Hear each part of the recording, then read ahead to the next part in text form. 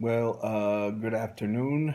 I'm coming to you on March 19th.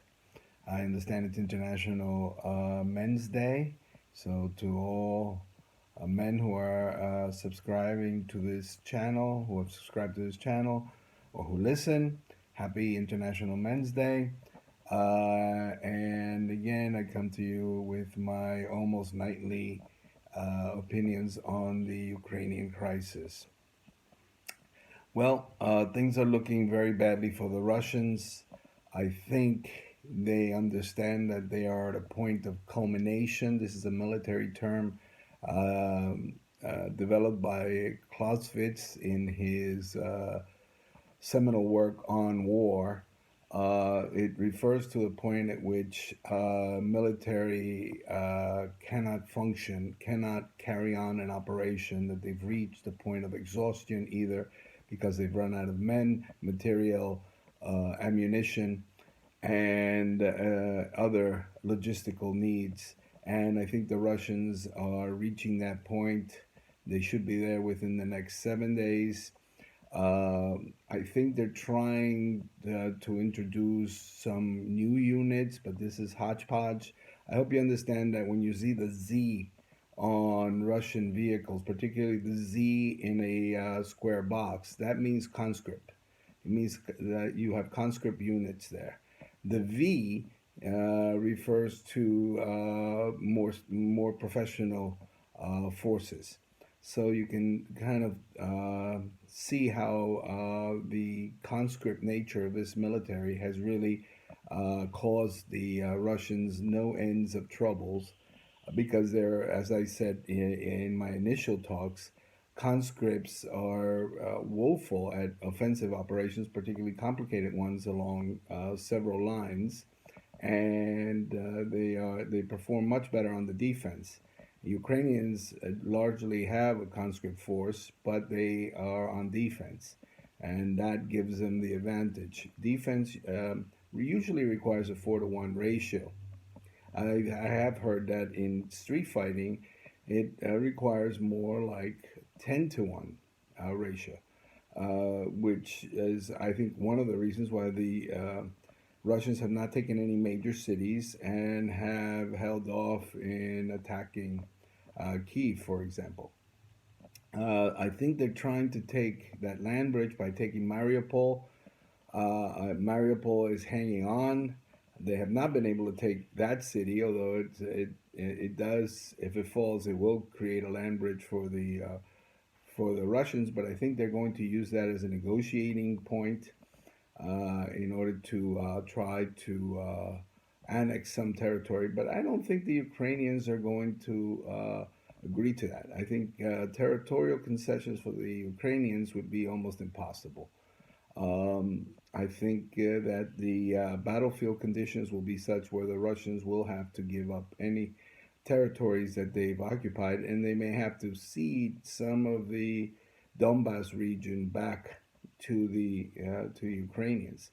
But we'll see that once the correlation of forces can be kind of sorted out after the negotiations also reach a tipping point. I have heard from sources that an agreement might be in place in the next 5 days because the Russians realize that they are at the culmination point and they cannot resupply in large, in very substantial ways. This is why they've been asking the Chinese for assistance, and they've been calling in Syrian mercenaries and Wagner Group mercenaries and so on, because they realize they won't be able to resupply. On April 1, Russians are required to send their sons for conscription. About 130,000 this year, and there's a call to have these parents refuse to send their children. If only 10 to 20% of 130,000 families refuse to send their children for conscription, that would send a huge message to the Kremlin. Even today, there was a a very stunning picture. The cosmonauts who arrived at the International Space Station were not using Russian traditional uniforms. Rather, they were dressed in the blue and yellow of Ukraine. That is quite a message, and that does indicate that Putin is losing support. The message is getting through that this is an illegal war, that Putin is prosecuting this war illegally and criminally, and those around him, I understand from sources, are very, very worried and may be open to life after Putin. We shall see. I think that will take some time, but I think Putin has started his long goodbye. Again, his statements really hark back to 1936 and the Kirov assassination. Sergei Kirov was a high-ranking, very popular leader of the Soviet Communist Party, and he was assassinated under some controversial, mysterious circumstances. A lot of fingers point to Stalin being the intellectual, the intellectual source of that crime. But Stalin used the assassination of Kirov to start a campaign of terror, which denuded the party of a second generation of leaders. He had already eliminated early Bolshevik leaders like Kamenev, Bukharin, Trotsky. This is a second generation, and it was extended not only to the party but to society in general. There was the Jewish doctors uh, purge, and there was the military purge of 1938, where Stalin really purged large elements of society, the intelligentsia in particular, and Putin is beginning to sound like that.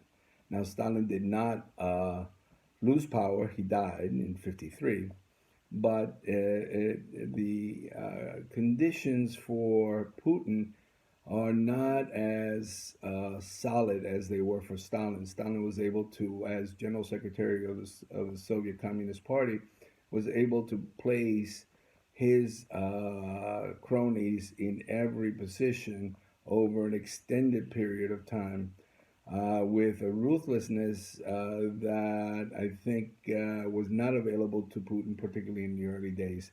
So there are still elements in the Russian government that appear to be at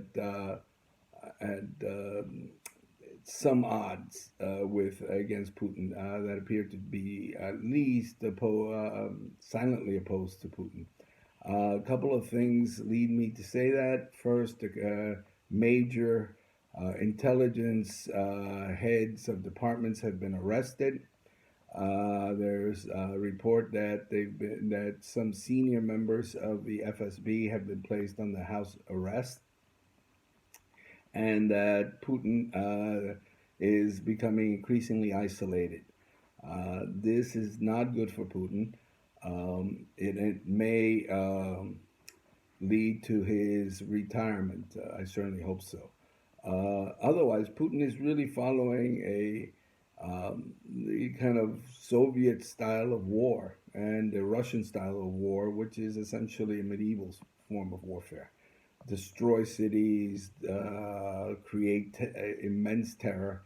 I don't think it will work. I think Putin, in order to survive, will need a negotiated peace that gives him something of a face-saving um, concession. And the only concession that I see as plausible, given the tremendous battlefield performance of the Ukrainians and the woeful, I mean, just horrendous uh, performance of the Russian army, is basically some statement accepting by the Ukrainians, accepting neutrality for the moment, and that may just be non-membership in NATO, But I think that even non-membership of the in the EU is probably not going to be something that the Russians will be able to get at these negotiations. Again, look for negotiations at sometime in the next week.